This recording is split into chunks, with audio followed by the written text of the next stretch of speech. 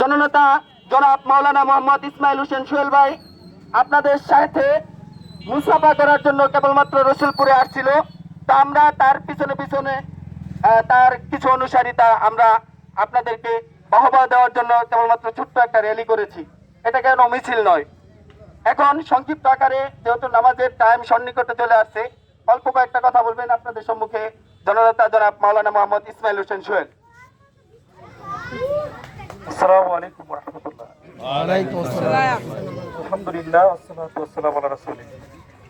সংগ্রামী সাথী ও বন্ধুগণ, গতকাল এই সংক্ষিপ্ত মিছিল শেষে পথসভায় উপস্থিত ১ নং রসুলপুর ইউনিয়নের সংগ্রামী জনতার একাংশ, বাজারের ব্যবসায়ী এবং সুধীবৃন্দ সকলকে আজকের এই পথসভার পক্ষ থেকে আন্তরিক মোবারকবাদ ও শুভেচ্ছা।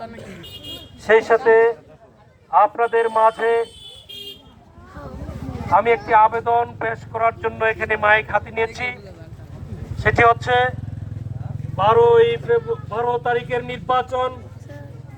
এটা আমাদের প্রিয় জন্মভূমি বাংলাদেশের যুগান্তকারী এক নির্বাচন। 12 তারিখের ওই নির্বাচনে সকলকে আন্তরিক ধন্যবাদ। আগামী দিনে দাঁড়িপাল্লাকে জয়যুক্ত করে শান্তি শৃঙ্খলা বজায় রাখার জন্য, সকল মানুষের জানমাল নিরাপত্তা বিধানের জন্য সকলকে উদাত্ত আহ্বান জানিয়ে আমি বক্তব্য এখানে শেষ করছি। ধন্যবাদ সকলকে। আসসালামু আলাইকুম।